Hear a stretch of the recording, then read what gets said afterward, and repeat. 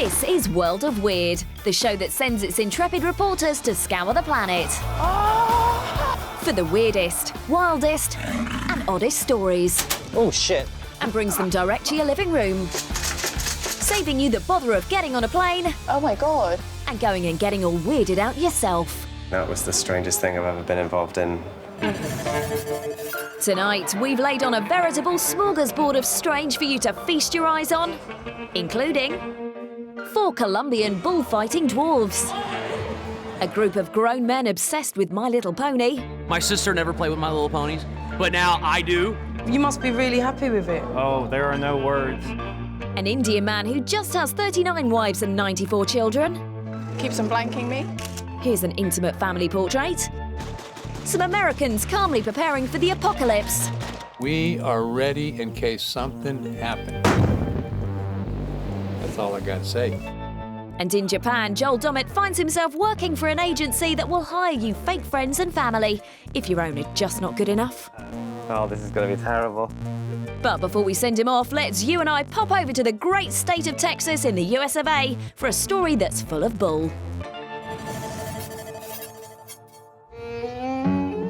Meet RC and Sharon Bridges, who live on a ranch just outside the little town of Quinlan in the Lone Star State.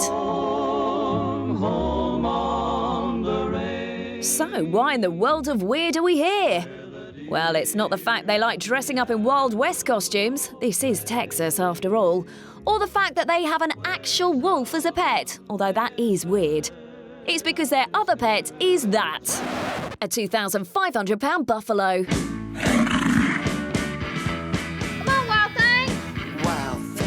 Meet Wild Thing, almost 2 tons of purebred Wild Plains beef. He's 10 years old, can run at 40 miles per hour flat out, which is faster than Usain Bolt, and, of course, he's got a bit of a bullish temper. Wild Thing got his name because he was always attacking everybody. Yes, who'd have thought that a massive buffalo filled with more testosterone than a small army might get a bit frisky. Wild Thing loves nothing better than playing with his toy wheelie bin, running with the wolves, and smashing up his buffalo pen. Woo! Buffalo are a bad-tempered animal. He's kind of laid back most of the time, but he has a bad temper. When he goes bad, it goes real bad. No shit. Actually, there's probably loads of it. So you'd assume that a creature as powerful, as unpredictable, and as wild as Wild Thing would spend his days safely cooped up outside, right? Oh no, sorry, this is World of Weird. So they of course give Wild Thing free range of their house. Wild Thing! You want to watch cartoons today? Are you bringing grass in the house? My friends, they're not so sure about having a buffalo in the house. I don't think they would do it, not some of them, but they think we're a little crazy. Well, some of them think we're crazy and the rest of them know we're crazy. I can hear you at home screaming what kind of fool would invite a potentially lethal 2-ton beast into their home. Well, it was my idea to bring Wild Thing in the house. I told RC, I said, why don't you bring Wild Thing in the house? And then he goes, we might not have a house left, you understand that? Wild Thing likes to look at everything in the house. He doesn't miss nothing. Presumably that includes the severed head of one of his family? That can't be at all traumatizing for him. When he feels relaxed with RC and I, he'll actually sit here on the ground, on the floor and watch SpongeBob with us. Him and RC fight over the news and SpongeBob, and Wild Thing always wins the SpongeBob instead of the news. Something David Attenborough never told you there. Buffaloes love SpongeBob SquarePants. And while we're talking about pants... Wild Thing has never used the bathroom in the house, and I would like to take the credit for training him. But I think he knows that this is our space, and he actually respects us. Of course, that must be what it he's is. the daddy. I'm the mom, I guess you could say. The classic American family. Mom, Pop, and dirty great buffalo. Presumably he attends all family functions as well. Well, Wild Thing's part of the family, and he was our best man at our wedding, and we had him tied up short so he wouldn't horn the preacher. What's that? You want to hear a joke from his best man speech? OK, here goes. What's the difference between a buffalo and a bison? You can't wash your hands in a buffalo. To be fair, it works better in a Brummy accent. And Wild Thing's not just good at formal occasions like weddings, he's also, of course, a handy utility pet. He's real good around the place. He keeps the grass shorter, and he also fertilizes the place. You can also use him as a mobile hat stand. See, a pet buffalo, far more useful than a pet dog. The Wild Thing is kind of like having a dog in the house, and I like it better than a dog in the house because I have tripped over a dog in the house, and you won't ever trip over a buffalo. And he likes being rubbed on just like a dog does. He loves being patted, but he's not like a dog in some ways because he likes you to pat him a little bit, then leave him alone. Dogs like a lot of patting, buffalo like a little bit of patting.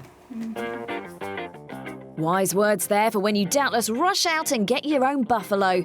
But how do you exercise one? Well, Wild Thing isn't just a land animal. No, on hot days he likes nothing more than to get into his trailer and head down to the nearest swamp for a dip. And while he's there, he loves to take Sharon for a trip in the canoe. Of course he does. Yep, it says World of Weird on the tin, and there you have it. That's a man swimming with his pet buffalo as it tows his wife across a swamp in a canoe. You're welcome. Totally normal behaviour. Now, from a weird American family setup to one in the Far East. As the old saying goes, you can choose your friends, but you can't choose your family. Unless you live in Japan, where family is very important, but so is saving face.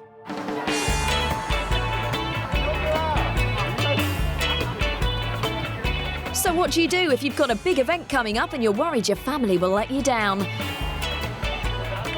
You go to an agency that will hire you a replacement one, of course.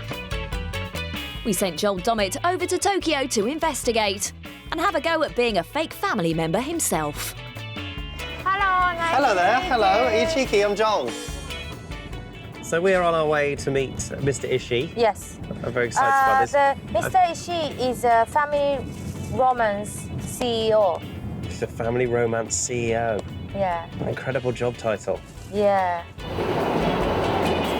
Family Romance is one of the biggest agencies that rent fake families and friends. I'm hoping that Mr. Ishii will be able to arrange for me to meet some of his clients. Nice to meet you. Hello. So how long have you been an agent hiring out real people? 5 years. 5 years? Wow. How many clients do you have? 100 clients a month, every month. 100. Wow.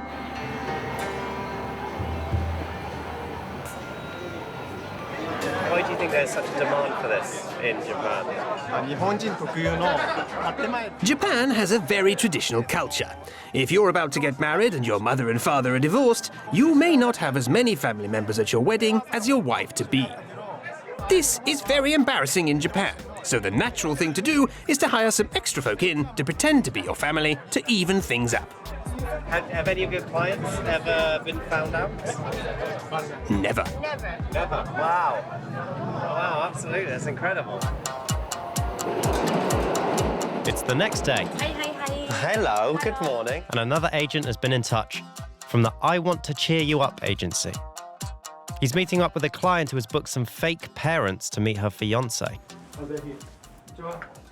Konnichiwa. Konnichiwa. They've just arrived. This is the client who has booked 2 fake parents to meet her fiancé. Congratulations on your wedding. Thank you. I'm really happy. Oh, good. Why do you feel the need to have some false parents there today? I'm getting married and my parents are about to divorce. So to make things simpler, I decided not to invite my folks and to hire 2 stand-ins instead. Mr. Ichinokawa, who will be playing the dad, asks the client what sort of father she wants him to be. They decide that he'll be slightly grumpy. So he could have put on a character. That's really interesting. Do you have anything you want me to say to your boyfriend? Can you say, I want to make sure that you make my daughter happy? When it comes to the wedding, this bride-to-be is planning to marry abroad, so her husband won't question the fact that her family aren't there. Nice to meet you. That's very interesting. I felt sorry for her that she felt the need that she had to lie. It's a tiny lie of her just to make things better today, but now this has been set. He can no longer meet her real parents for the rest of their lives together. So our bride-to-be has ducked a potentially tricky situation at her wedding. But Joel's about to be thrust into one as he experiences firsthand what it's like to be a stand-in family member himself. You're my wife. Nice to meet my wife.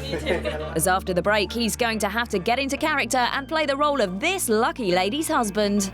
Every day I tell my wife that I love her. Ooh, that looks awkward. But that looks awesome. Yes, we're also heading to Baltimore, USA, to meet the men obsessed with My Little Ponies, the Bronies. To me, it feels like a giant family.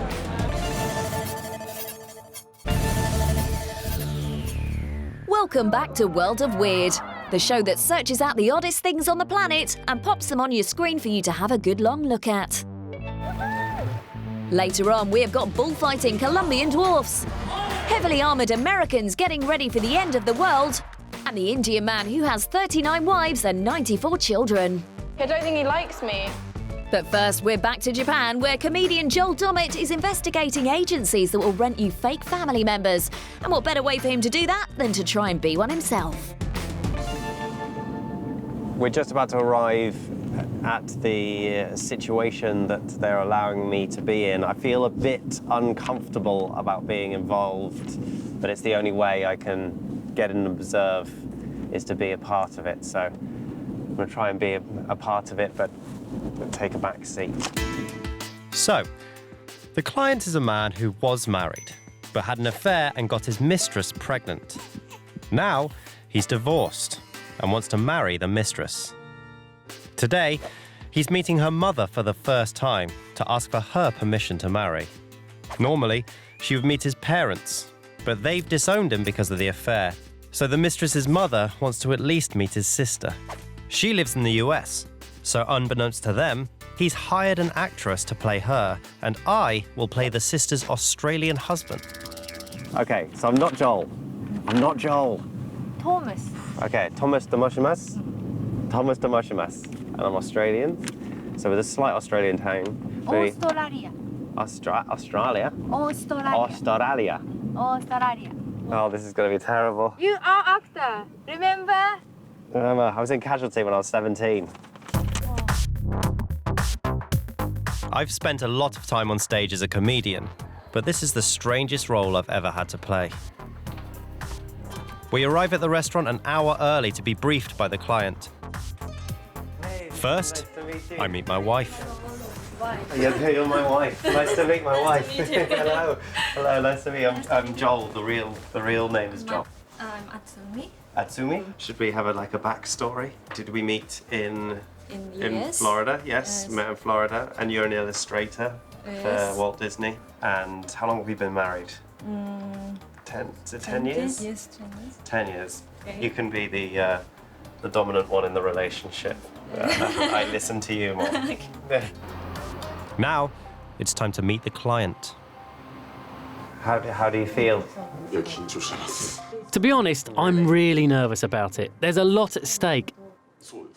Even if this meeting goes bad and her mum hates me, I'm still going to marry her. But I'd much rather do it with her parents' blessing.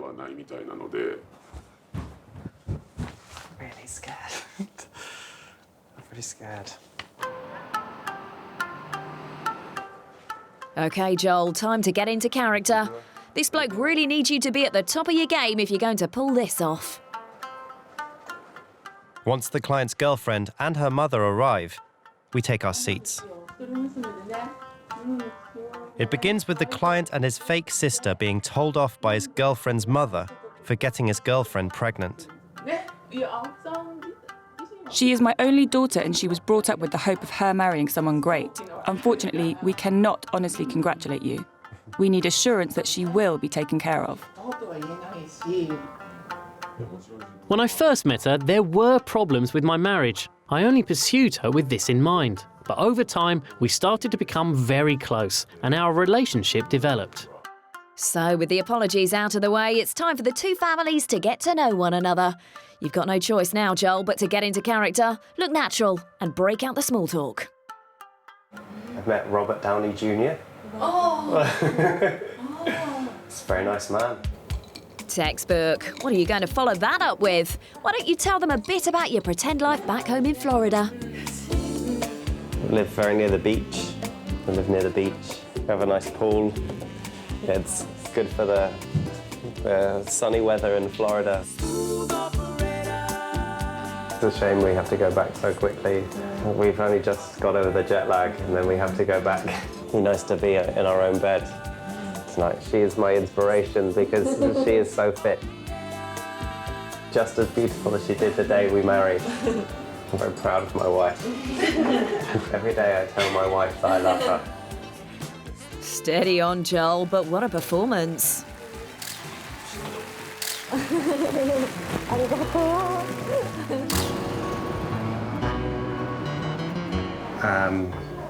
I mean, that was the strangest thing I've ever been involved in. I felt like I was deceiving her. I just felt really morally wrong. Like it felt morally wrong. From here, it looked like you took to being a fake family member like a duck to water. But how does Mr. Blurryface feel it went? How do you feel about lying to them about this? Well, since my real parents have disowned me, I had little choice but to hire you two to pretend to be my family. And to be honest, I think it went pretty well. I'm chuffed. There you go, fake family members. Perhaps they're the future and you could hire some for Christmas and pay them to lose to you at Monopoly. Now, over to the UK, where Michelle de Swart is investigating a craze that's huge in the States and is just starting to kick off over there. Hello, David. That's me. Nice to meet you, Michelle. David is a Brony. Michelle, please explain what a Brony is. Thanks so much for having me. My pleasure. Come on in. When I was a little kid, fans of the cartoon My Little Pony were small girls between the ages of 4 and 7. But now the Little Ponies have a whole new fan base, the Bronies. It worked! Oh, I'm so happy you're back to normal. It's the latest incarnation of My Little Pony which is causing such a fuss. It's a simple animation with universal messages about friendship. A true friend helps a friend in need. It's colourful, it's bright, it's a bit of escapism, but there's still so many questions that need answering. Oh! Yeah.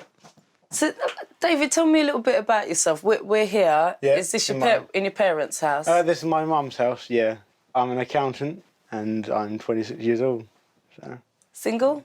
Yes, I am. How did you discover it?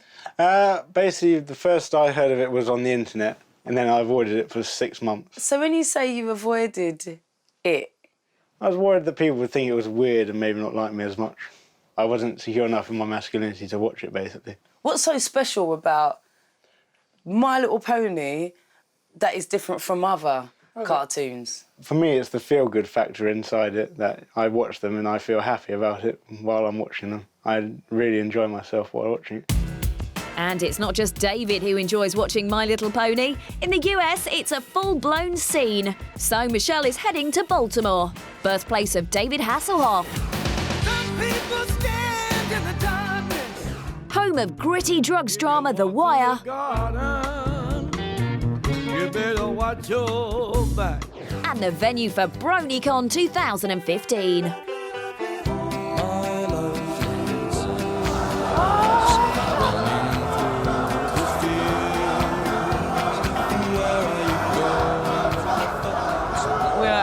Place.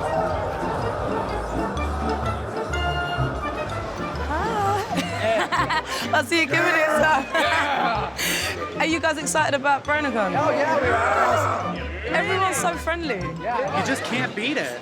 You can't. It feels like a giant hug. Where's this thing? Yo, you want a hug? Yeah, I do want a hug. Yeah. Everyone, group hug.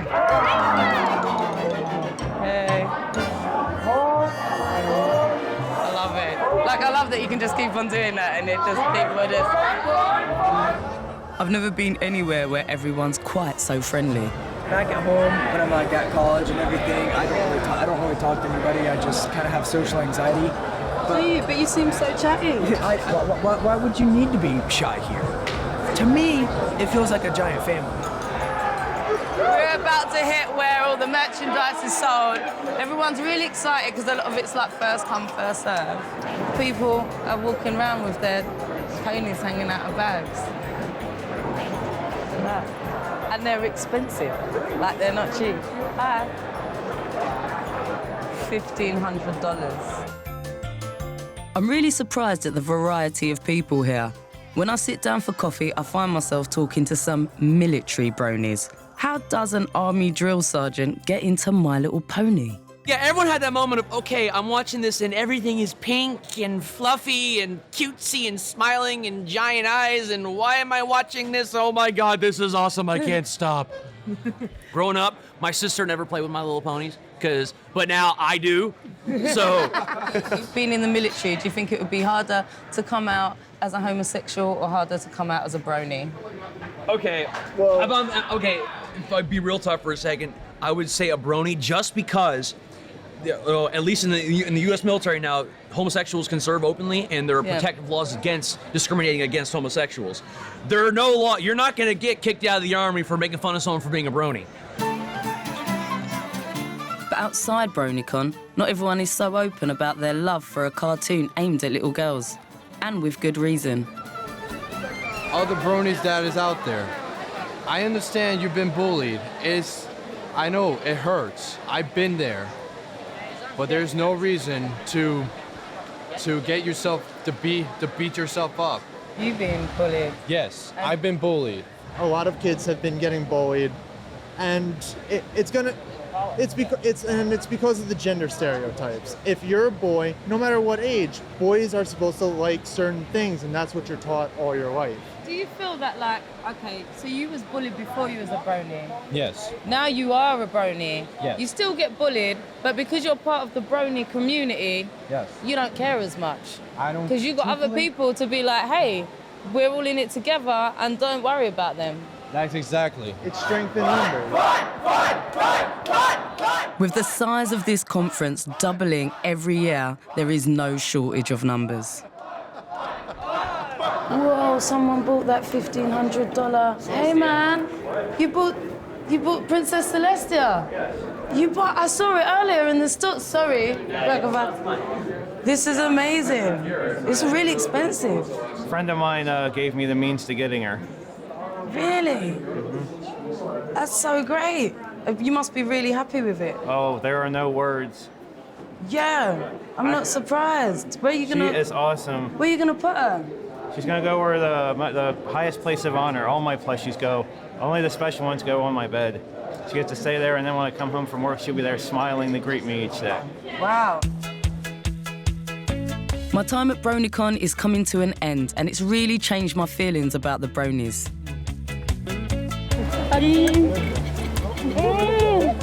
I love you guys.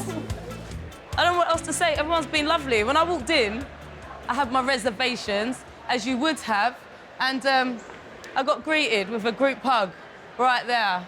But at that point, I thought, a bunch of kind of wacky people. Now I'm leaving, I don't think this many people can be wrong, quite frankly. Here, you're like, friendship's magic. Everyone's happy. That's it, that's all I've got to say. It's nice. Before we leave BronyCon, I'd just like to take a minute to pay tribute to the colourful characters who were lurking in the back of shot in that report. Here are my top 5. At 5, Weird Guy Fawkes Mask Guy. At 4, Captain Crap Hat. At 3, Mr. Magic Glasses. At 2, Dobbin. And at number 1, the Stig. I've always suspected his passions lay outside of motor racing. Stay where you are, as we've got more weird on the way, including Matt Rudge in America, with some gun-toting guys who are getting ready to open up a can of apocalypse-based whoop-ass. Did you stop him? He's good. and a quartet of Columbian danger-dabbling dwarves.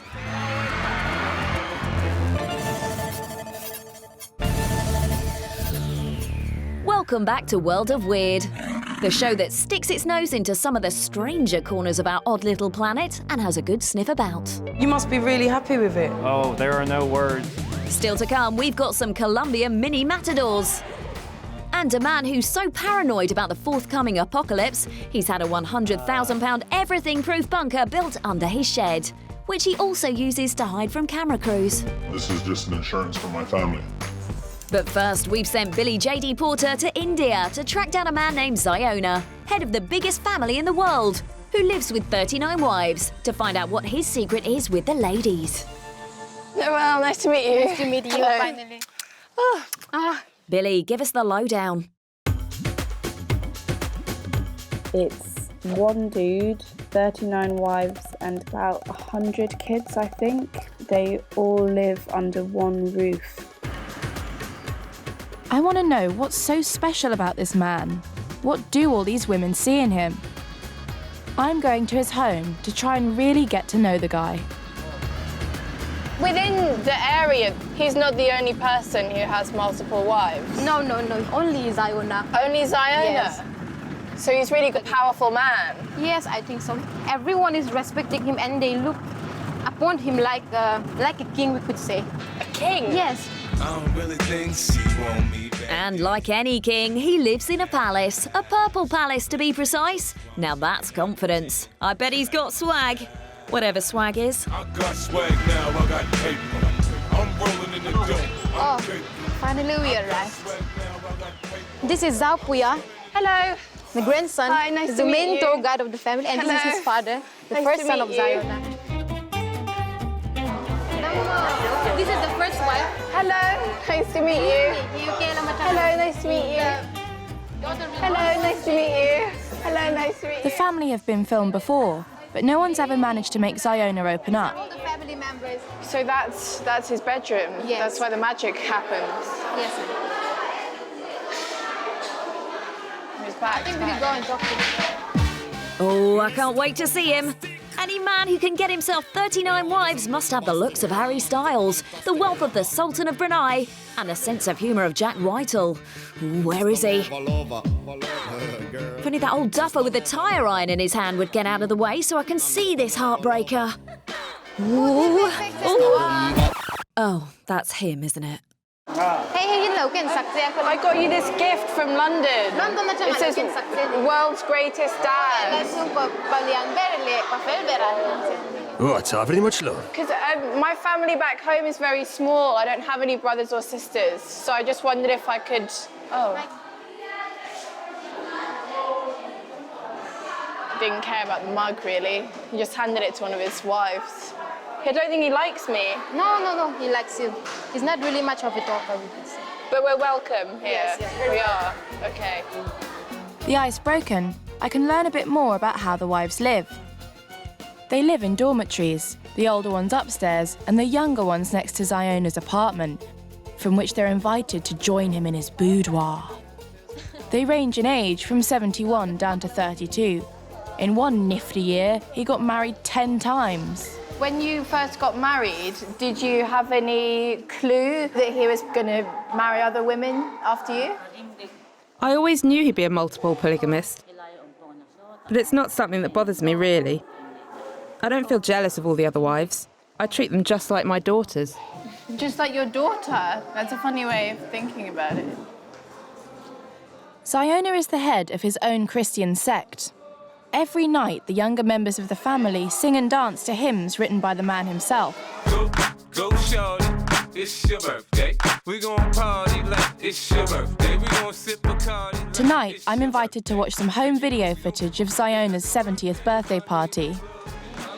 Hello. Oh my God. It's certainly not like any party I've ever been to. We don't think of it like an fun and enjoying celebration. We take it seriously as a holy celebration like Christmas for us. Do you not think birthdays should be fun? That's quite overwhelming. Oh my God. So cool.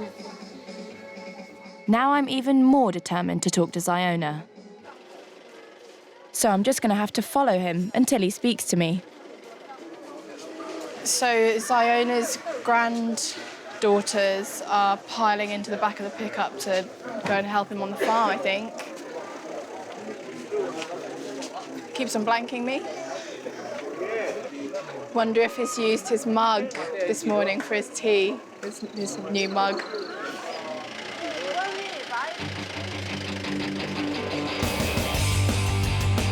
Five minutes from the house is one of the family's 4 farms. Oh my God, this is so steep. I'm not joking when I say I might have to walk back. Ziona's already hard at work, and I've been told that we may be able to have a chat. Should I go up there, or is he going to come and meet us here? Should I? He's going to come down. Okay. Hello. Billy, Ziona is obviously playing hard to get. That's how he got all those wives. But hold on, what's that I can hear? Sounds like a marching band of the Scots Guards. But we're in rural India. There's no chance it's a bagpipe oh no. Why do they play bagpipes? Why did you choose that instrument? Yeah, it's quite beautiful, isn't it? Yeah. Clearly the bagpipes are a cunning wheeze on Ziona's part. The noise they make is so unimaginably horrid that it stops the workers nodding off in the heat.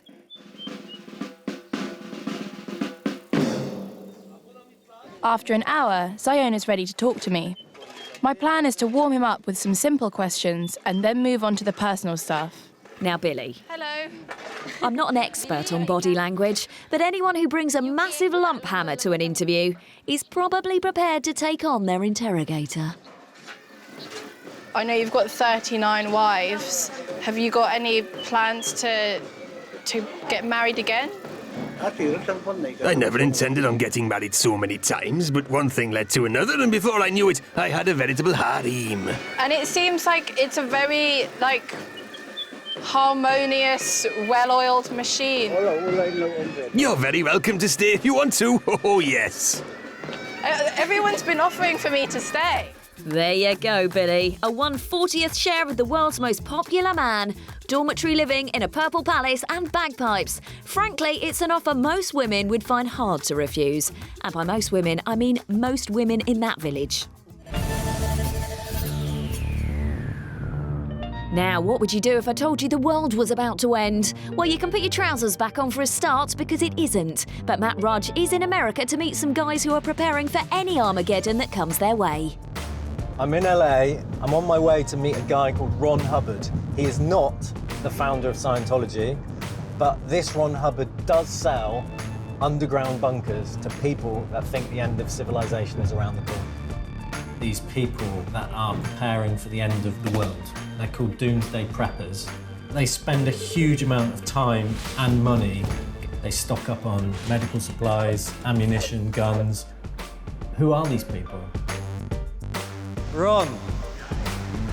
Matt, thanks so much. Ron Hubbard. Thanks for meeting me. Nice to meet you. Basic, best protection in a bug-out situation is just a 12-gauge shotgun. Me and load it while we're doing this on TV. People who say take away the guns and there will be a safer place, well, guess what? They took away the guns in California and they took away the guns in New York and the places and Chicago. And guess who has the worst crime? LA, Chicago, and New York. And guns and bunkers go together like peanut butter and jelly. Now, what do y'all have in England? Tea and biscuits. Like tea and biscuits. Okay, so that's what y'all have, tea and biscuits? Oh, I could definitely go a nice cup of Earl Grey, a Garibaldi and an AK-47. Enough of guns, Matt. I want to see a real bunker. Take me to one. You're the first person I've ever taken to a customer's bunker. And I had to beg this customer to do it. But wow. He doesn't want to be filmed. Okay. He doesn't want to show his face. He doesn't want to show his location. Ron tells me the location of your bomb shelter is more confidential than your bank account details. Okay, when he walks out, he does not want you filming him. a map. You can't just face the camera down right now. Yeah. We walk past a pool and into a shed at the bottom of the garden. Even if you pull the carpet back, you don't know it's there. He has a board here. Okay. He lifts his hatch. Okay. Wow. This bunker is designed for 6 people to stay underground for at least 3 months. It costs £100,000. Surely something this big, when you've got neighbours, they would notice. How do you know? Well, this person here did what we call a stealth install. We dug the hole and we brought the shelter in right at dark, so before anybody got up, and we had it off the truck and in the ground in 30 minutes. I'm still not sure what all these precautions are guarding against. After some negotiating, the bunker owner has agreed to answer some of my questions, providing I disguise his identity. So tell me about the reasons why you wanted this. There's a lot going on in the world. There's viruses, there's a lot of war. This is just an insurance for my family. If someone saw you or your bunker on TV or found out about it, what would happen? We would have to fight somebody off, you know, somebody would, I'm pretty sure another family would try to kill us, you know, to take what we have, you know, so that they can ensure their survival. Thank you so much.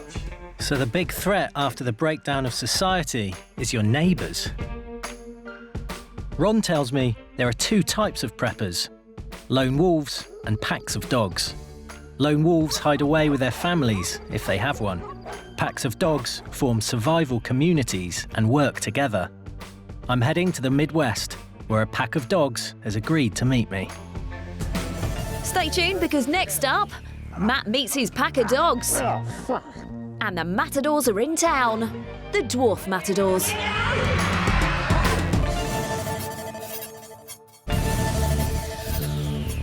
Welcome back to World of Weird, the show where we uncover the bonkers underbelly of planet Earth. That was something else. In a short while, some little fellas go head-to-horn with some tiny balls.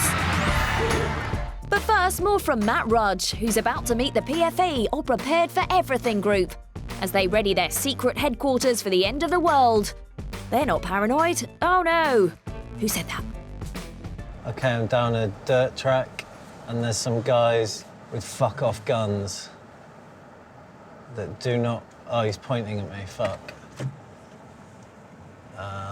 He's telling me to come in. No trespass. Jesus Christ. These guys look pretty hard. Are you gonna walk towards me? Keep your hands in front of you. All right, turn around, put your hands directly over your head, down to your knees.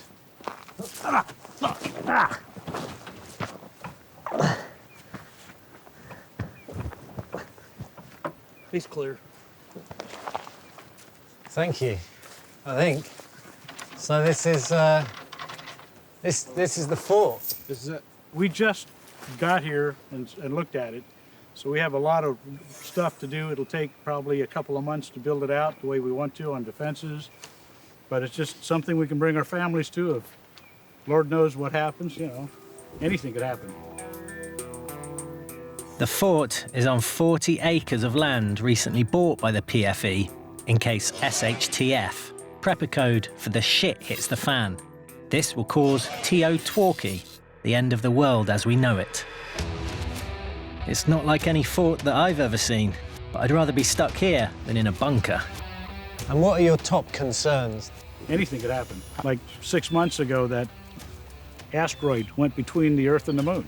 So if that thing hit us now, wipe out the entire grid, all electrical. You have no electric, no electronics. You're gonna have rioting and all that kind of stuff in the cities. We want to get out away from that as much as we can and, you know, keep our families safe. So all this stuff is to protect our families from all the fruitcakes out there. Today, the PFE are training for a disaster situation, and I'm going to be allowed to join in. They're laughing at my clothes. I can hear them. I don't know if I'd pick that color. It's deer season. Now, we're assuming that we've just arrived here, and we don't know if there's another force occupying the house. So SHTF's happened, and people might already be here. Yeah, somebody might already be here, and they may not be nice. So, dressed as a deer and armed with what's essentially a big spud gun, Matt sweeps the house. PFE! Come out! Clear. Oh, that was actually very impressive. Oh, shit. Sorry. Up until that point, anyway. Sorry. You're not getting a real gun. PFE members are required to keep full survival equipment, including meals, guns, and 1,000 rounds of ammunition, with them at all times, in case something kicks off when they're not at home. Life goes on like it does. Everybody goes to work, comes home, enjoys their family. But we are ready in case something happens. That's all I got to say. And to be prepared, you've got to practice. And practice. And practice. Did you stop him? He's good. These guys really are ready for anything, including an attack by a stickman wearing a motorbike helmet. If you're preparing for the end of the world, you need to consider every scenario, presumably including a horde of terrorists hiding in a kennel. Whoa, nice shot. You are our designated sniper. The doghouse is gone. I'm trying to work out how much of this is boys having fun and a serious prepper movement. Hang on a second. Pickles? Pickles? I thought everyone was called Viper. What do you think? I think it's a little bit of having fun, but mostly it is a serious being prepared. So I think everybody needs to learn some things about it, and especially for women, because a lot of women, I think, are, they rely that somebody else is going to be there to take care of them. So I think, and if something was to happen and you don't have that person, I think it's a good thing for you yourself to know how to survive on your own. I do find it surprising that the preppers spend so much of their time and money getting ready to fight their fellow countrymen. In a way, this is quite an American phenomenon, the prepper movement. Why do you think that is? I would wonder why not you. You have a lot more exposure than we do. You're not allowed to have firearms. You don't have as much open land to work on around there. You're on an island. I would think you guys should really consider it. You are more than welcome to be here. I mean, if the shit hits the fan, you know where to go, right here. If I could find my way here, If you could find your way. If I pulled up, Anything we can do to help you get here, we will do it. Thank you. Can I have a code name? Sure. Let's give him Viper 50. Easy to say. That's it. Now, I'm prepared for everything. And finally, although it might not be a sport we all enjoy, bullfighting is huge in Colombia, with the Matadors enjoying the fame and fortune more often associated with football players. Bullfighting is big business, and when the Matadors are in town, everyone comes out to party. And there's a special set of Colombian super matadors who tour the arenas of the country, with the snowy peaks of the Andes to the golden sands of the Pacific coast. Yes, meet Hernan, Gustavo, Eduardo and Andre, collectively known as Diversiones Torenas y los Auténticos Enanitos Toreros. Thank you. Which translates as bullfighting amusement and the authentic bullfighter dwarves. They're top dwarf matadors and they tour Colombia fighting proportionally sized bulls. So why would any right-minded dwarf don a capote and enter a capea? I got into bullfighting because there isn't a lot of job opportunities, what with me being a dwarf and that, and the government don't do nearly enough for little folk like us. It's a disgrace. I've been a bullfighter 16 years, man and boy, and not a day passes that I don't thank the Lord on high that I am still alive. It's a risky business fighting bulls. So what's their role in the bullfighting running order? Well, the little fellas are comic relief in amongst the killing, which is why they've all come in fancy dress. And that is not the real Superman, in case you were wondering. But he is good at forward rolls. So how dangerous is bullfighting?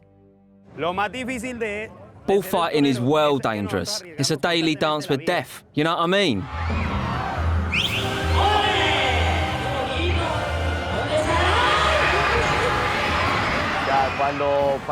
When I see bull coming into the ring, I shit me sen. But you've got to control that adrenaline.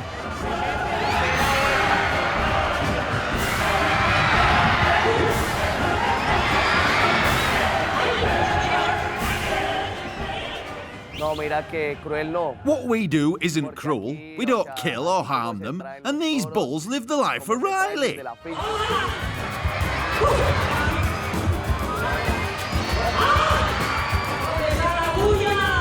At the end of the day, the most important thing about the show is us.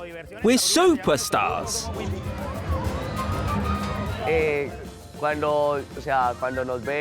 Groupies? I've got one or two in every town. They may be 6 feet tall, but it's not about size. In every village, there's always someone who admires you. Oh, yes.